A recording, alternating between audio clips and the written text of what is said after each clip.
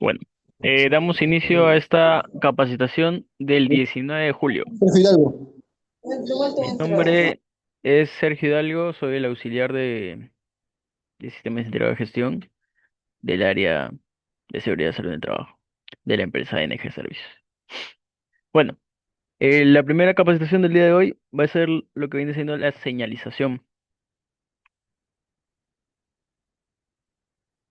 El objetivo de esta pequeña capacitación es conocer los tipos de señalización que tenemos en el área donde trabajamos y la normativa que es la NTP 399010-1.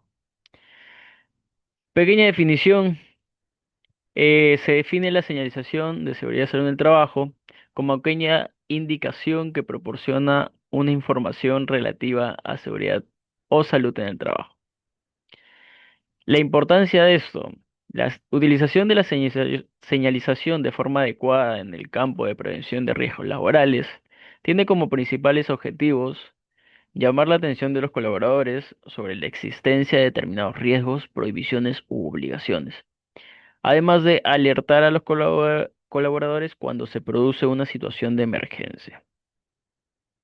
Estas son algunas imágenes, ejemplos de algo que usualmente vemos en el área de trabajo, que es un extintor, el uso obligatorio de los EPPs o este símbolo triangular que son advertencias. Entonces, les presentamos aquí los tipos de señales. Tenemos, como acabo de mencionar, carteles de advertencia. Lo más común de ver es cuidado, que el piso está resbaloso. Es un símbolo de advertencia para avisar a cualquier persona externa, cualquier persona distraída, que donde está usted o hay un cierto momento o lugar donde ese espacio está con un posible riesgo para otra persona, ¿no? Además, tenemos muchas veces que hemos visto, atención, riesgo eléctrico. Esto da una pequeña alerta visual a la persona de que hay un cerco eléctrico, hay una línea de electricidad, cosa que le puede hacer daño.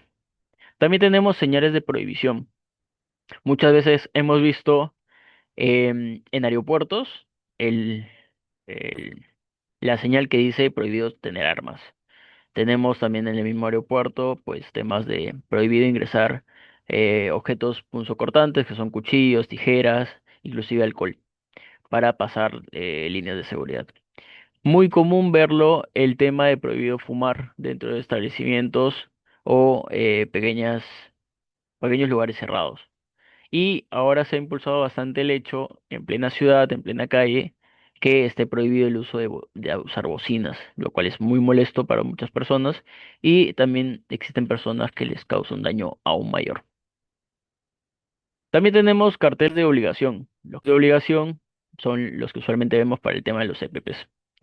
Em, Principales tenemos como usar los lentes, los guantes, las caretas, el casco que es fundamental, los protectores auditivos, inclusivos arneses o el mismo mameluco.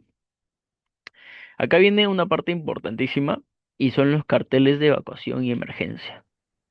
Cuando sucede un incidente que viene siendo un temblor, quizás un terremoto o quizás un pequeño corte de luz en toda su edificación o en lugar de trabajo, lo primero que van a saltar a la vista es que no hay luz.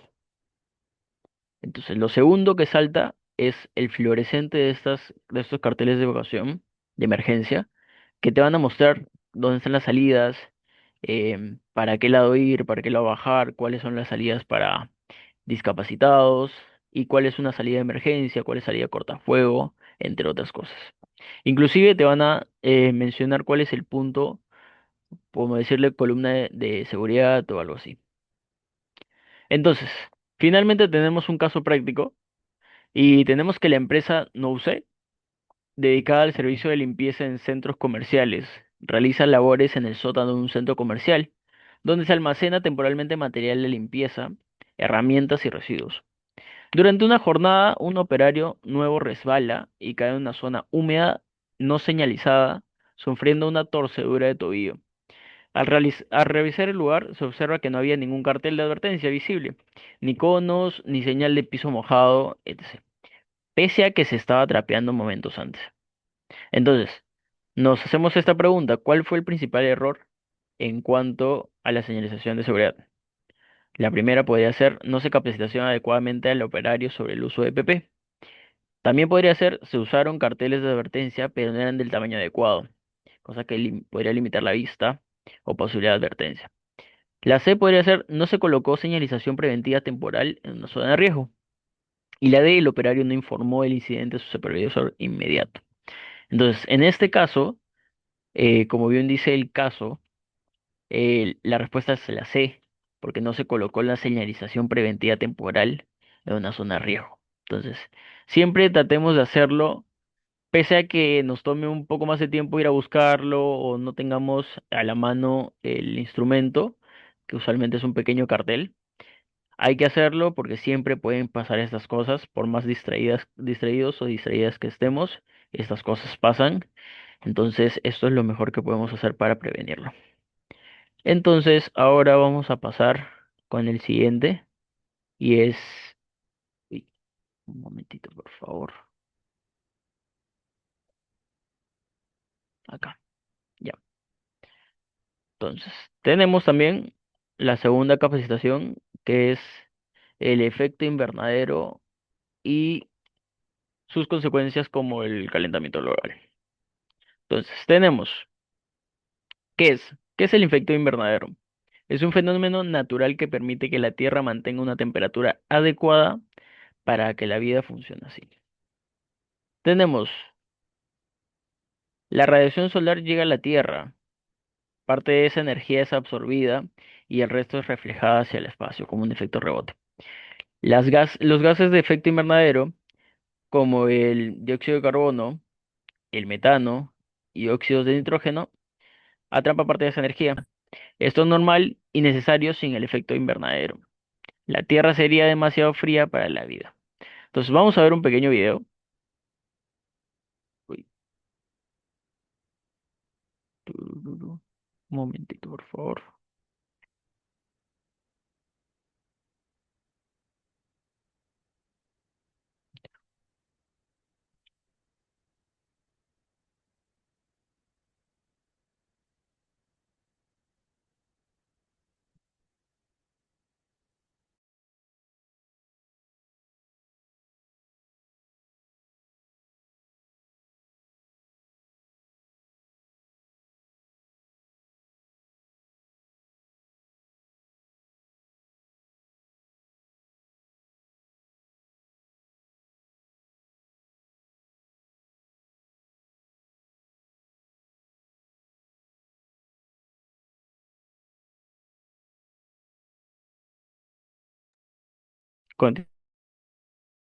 Estamos aquí y vamos a ver un pequeño videito. Del efecto fenómeno natural de nuestro planeta, mantener las condiciones necesarias para albergar vida. Rayos del sol que llegan a la corteza terrestre. Mantenerlos dentro para conseguir una temperatura media. ¿Ves?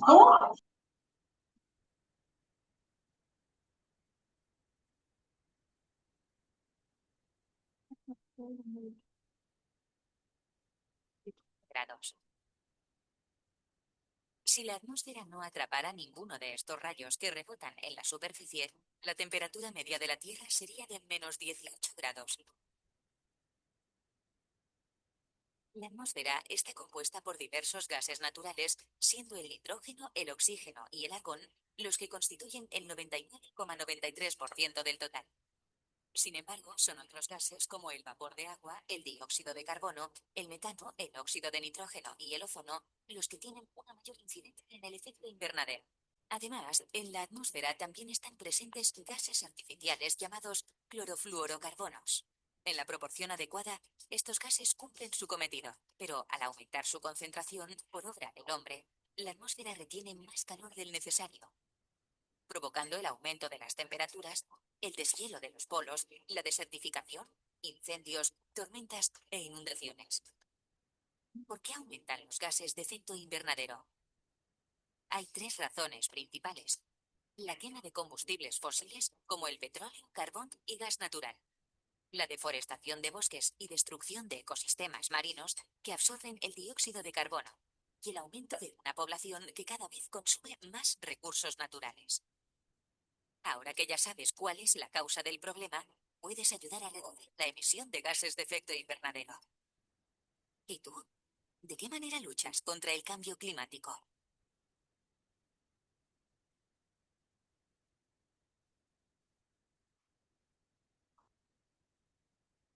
Entonces, continuamos con la presentación y entonces, igual como mencioné el video, principales causas del efecto invernadero en que influimos nosotros es la emisión de dióxido de carbono. ¿Cuándo pasa esto? Es cuando utilizamos nuestros, puede ser el bus, puede ser nuestros propios carros, motos, entre comillas. Además, también está bastante fuerte el tema de las industrias y generación de electricidad con carbono, petróleo o gas. En el tema de la agricultura, la digestión del ganado genera mucho metano. Un gas 25 veces, eso también es un tema fundamental que incluyen causas humanas. En deforestación tenemos los árboles absorben CO2, al talarlos se libera ese CO2 a la atmósfera. Entonces, la tala de árboles es uno también de los principales. Entonces, ahora viene la pregunta, ¿qué es el cambio climático? Se llama cambio climático a la variación global del clima de la Tierra. Esta variación se debe a causas naturales y a la acción del hombre y se produce sobre todo los parámetros climáticos, temperatura, precipitaciones, nubosidad, a muy diversas escalas de tiempo. Entonces, ¿cómo podemos prevenir el cambio climático? El tema está la reforestación. Como bien hemos tratado de conversarlo en este momento, tenemos la tala, que es uno de los tala de árboles, que es una de las principales causas. Entonces, lo que podemos hacer es reforestar.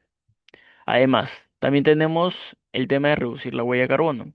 ¿Cómo se puede reducir la huella de carbono? Pues limitando también los gases de muchas empresas o también haciéndolo de manera, pues, en el hogar, haciendo como que reduciendo también los, los desechos que consumimos diarios para poder así reducirlo a pocos. Entonces, reforestación. La reforestación es el proceso de restaurar áreas que han sido deforestadas o degradadas mediante la plantación de árboles. El objetivo principal es recuperar la cubierta forestal, la biodiversidad y los servicios ecosistémicos que estos bosques brindan. Reduciendo la huella de carbono, ¿cómo lo podemos hacer? Reduciendo el consumo de electricidad en tu hogar, usa menos transporte que consuma combustible, puedes usar, al contrario, vehículos ecológicos como viene siendo la bicicleta. Inclusive puedes usar detergente biodegradable. Ahora tenemos el caso práctico. Tenemos que hay inundaciones en la comunidad de Santa Clara. La comunidad de Santa Clara, ubicada en una zona costera del norte del Perú, ha experimentado en los últimos 5 años un incremento inusual de lluvias intensas entre los meses de enero y marzo. Como resultado, las viviendas han sufrido daños estructurales, se han reportado brotes de enfermedades estomacales y se han perdido cosechas importantes de arroz y plátano. Entonces, ¿cuál de las siguientes acciones podría ser una medida adecuada de adaptación al cambio climático para la comunidad de Santa Clara? La primera alternativa es construir viviendas con techos de calamina liviana para reducir costos. La B sería implementar sistemas de drenaje pluvial y reforzar riberas de los ríos. La C, incentivar el uso de leña como combustible principal para cocinar. La D, ampliar el área agrícola haciendo zonas más bajas y húmedas. En este caso, la B sería implementar sistemas de drenajes pluviales y reforzar las riberas de los ríos. Eso sería la respuesta correcta en este caso. Entonces, tenemos como último la siguiente presentación que es sobre manejo de insumos químicos. ¿A qué se le conoce como insumos químicos? Son Se les conoce como todas aquellas sustancias químicas utilizadas para la limpieza, desinfección o mantenimiento de superficies, ambientes o equipos. Ejemplos que utilizamos nosotros en tema operacional son detergentes, líquidos o en polvo, que eliminan la grasa y suciedad. Tenemos también los desinfectantes, como el hipoclorito de sodio o amonio cuaternario, que destruyen bacterias y virus. También tenemos desengrasantes, que son se disuelven en aceites y residuos grasos. Tenemos, ¿cuál es un manejo adecuado? Es crucial que el personal que los manipula tenga capacidad y utilice los equipos de protección personal necesarios. Muchos de estos insumos pueden ser corrosivos, irritantes, inflamables, tóxicos si se inhalan o mezclan incorrectamente. Algunas diferencias entre insumos. Entonces, ¿qué es un insumo peligroso? Son sustancias o mezclas que representan un riesgo para la salud, seguridad o el ambiente. Insumos no peligrosos, sustancias que no presentan riesgos significativos para la salud. Un ejemplo común de un insumo peligroso es un ácido, un solvente, el cloro. Insumos no peligrosos son detergentes neutros, vinagre, bicarbonato de sodio. En el etiquetado de insumos peligrosos vamos a encontrar pictogramas que pueden indicarnos que son corrosivos, son tóxicos o inflamables. En los no peligrosos generalmente no requieren una etiqueta de advertencia de acuerdo a su manipulación. Muchas veces, casi siempre o siempre tenemos que utilizar los EPPs para los insumos peligrosos.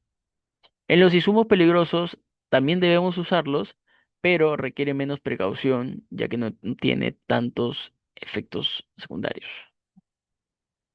Después, tenemos el almacenamiento. Para insumos peligrosos, tenemos que almacenarlos en zonas ventiladas, señalizadas y separadas de otros productos incompatibles. En insumos no peligrosos, pueden almacenarse con menos restricciones. Los riesgos para la salud para insumo peligroso usualmente son irritación, intoxicación, quemaduras, alergias, inclusive cáncer en algunos casos. Para no peligrosos son mínimos o nulos en condiciones normales de uso. Normativa aplicable, la que podemos ver acá, el Decreto Supremo 043, la Ley 29783, y para los no peligrosos son pocas restricciones normativas. Em, los peligrosos, insumos peligrosos, sí requieren sí o sí una hoja de seguridad, mientras que los no peligrosos no. En disposición final, hay que considerar los residuos peligrosos requieren gestión especial de una empresa autorizada, mientras que los no peligrosos pueden ser dispuestos como residuos comunes si no contaminan. Entonces, como mencionaba, unos riesgos comunes de los residuos peligrosos es la inhalación de vapores tóxicos, el contacto con la piel y ojos que termina siendo una irritación o reacciones químicas peligrosas. Las reglas básicas cuando tenemos el manejo de un insumo peligroso es principalmente leer la etiqueta y la ficha de datos de seguridad. Usar los EPPs adecuados como guantes, mascarillas, incluso lentes, y no mezclar productos, ni cloro, ni con ácido, porque finalmente conlleva un gas tóxico que nos puede hacer totalmente mal. También tenemos los pictogramas. em, en el tema corrosivo que indica que puede causar quemadura en la piel. Ejemplo, cloro concentrado, ácido muriático y limpiadores de baños fuertes. Irritante o nocivo provoca irritación ocular, cutánea o de vías respiratorias, que son los limpiavidrios, detergentes, ambientadores. Todo esto obviamente se refiere a cuando nos cae directamente a los ojos, por eso se les indica que deberían utilizar los lentes como una medida de prevención. También tenemos peligro a la salud. Puede provocar efectos crónicos, sensibilización respiratoria. Son productos con amoníaco o son solventes que son inhalados directamente. Inflamables, sustancias que pueden arder fácilmente en contacto con una fuente de calor o chispa, que son los alcoholes. A la mínima chispa, todo se incendia. Después, Tenemos el cuadro de insumos de limpieza y desinfección con EPP recomendados. Entonces, cuando nosotros usamos un cloro, que esto causa de frente un principal riesgo que es la irritación ocular, tenemos que nosotros usar guantes, lentes, mascarilla y el uniforme recomendado. Cuando tenemos detergente líquido, igual también nos puede causar irritación si lo tenemos de contacto directo con el ojo. También debemos usar igual guantes, lentes, inclusive también mascarillas si es el caso. No olvidar del uniforme. Cuando tenemos amoníaco, que es usualmente en la limpieza de vidrios, en la limpieza de los baños, esto puede causar vapores irritantes y puede causar inclusive quemaduras. Entonces hay que colocarse el uniforme, los guantes, una mascarilla y estar en un ambiente con una buena ventilación. Bueno, acá también tenemos el alcohol, limpiavidrios, desinfectantes, entre otros. Ahora procedemos a ver el correcto almacenamiento. Primero que todo, tenemos que leer la hoja de datos de seguridad. Antes de almacenar cualquier químico, revisar su hoja de datos de seguridad para conocer riesgos y requisitos. Clasificarlo por insumo o por tipo de riesgo. Separar inflamables, corrosivos, tóxicos, oxidantes y no mezclar productos incompatibles. Etiquetar correctamente cada producto. Etiquetas legibles con nombre, pictogramas, fecha de vencimiento y advertencia. También tenemos almacenar en envases originales o certificados. No reenvasar en botellas de bebidas o envases sin etiqueta. También tenemos separar sustancias incompatibles. Nunca almacenar cloro con ácidos o amoníaco puede generar gases tóxicos. Mantener buena ventilación en el área de almacenamiento, especialmente para productos volátiles como solvente o amoníaco. Igual, recalcamos, lugares ventilados y señalizados, productos separados por compatibilidad y no almacenar cerca de alimentos o fuentes de calor. También tenemos evitar exposiciones a fuentes de calor o llamas. Los productos inflamables deben estar lejos de enchufes, motores o radiación solar. Colocar estanterías resistentes, estables y con retenedores para prevenir caídas, derrames. Los líquidos deben ir en bandejas o contenedores secundarios. Usar señalización clara y visible, señales de peligro, químico, inflamable, corrosivo y los EPPs obligatorios. Inclusive colocar una señal de no fumar. Almacenar productos o alturas seguras, nunca sobre la cabeza ni en el piso directo, usar repisas a nivel medio. Además, tenemos registrar y controlar el ingreso y salida de los insumos. Llevar un inventario actualizado para evitar productos vencidos o el uso excesivo. Y bueno, siempre se les recomiendo a todos ustedes utilizar el EPP como una respuesta ante emergencias, derrames o incendios. Tenemos elementos de seguridad. Tener disponible lo siguiente. Extintoras. Estos extintores que muchas veces hemos visto que tenemos en el ambiente de trabajo, es muy probable que sea la mejor herramienta contra una emergencia. Entonces, además de eso, también tenemos en algunas ocasiones, en algunos lugares, unas duchas de emergencia y o lavados de ojos. Si no hay esto, también tenemos los servicios higiénicos donde tenemos que hacerlo el lavado de ojos directo.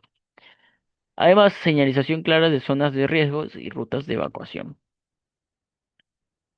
Recomendaciones. Siempre revisar etiquetas y fichas de seguridad. Informar si hay derrames o incidentes de manera inmediata. Participación en capacitaciones periódicas y el trasvase hacerlo en área ventilada y con el EPP correspondiente. Ahora, tenemos un caso práctico. ¿Qué hacer si un químico me salpica en el ojo? Lo primero que tenemos que hacer de manera inmediata es ir a lavarse los ojos o la cara con abundante agua por unos 5 a 15 minutos. Y luego de que se pueda encontrar un poco mejor, avisarlo al supervisor el incidente que acabamos de tener. Y bueno, eso sería todo por mi parte. Muchísimas gracias. Si en caso hubiera alguna pregunta, por favor, ese es el momento. Y luego, posteriormente a ello, les va a estar llegando una pequeña encuesta de evaluación para que la puedan realizar.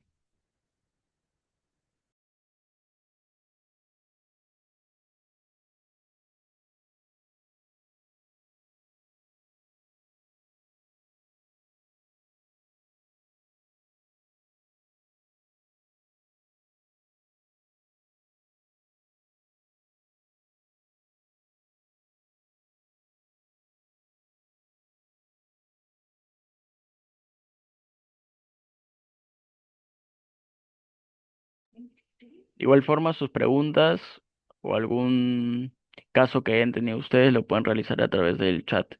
Si gustan, ahí estamos leyéndolo o escuchándolos.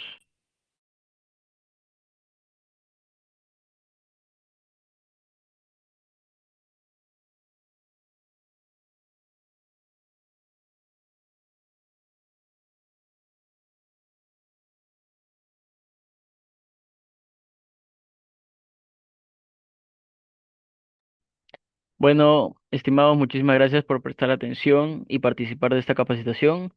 Nos vemos hasta una próxima. Esto sería todo por nuestra parte y por favor, atentos a la encuesta que les está llegando para la evaluación de esta capacitación. Muchísimas gracias.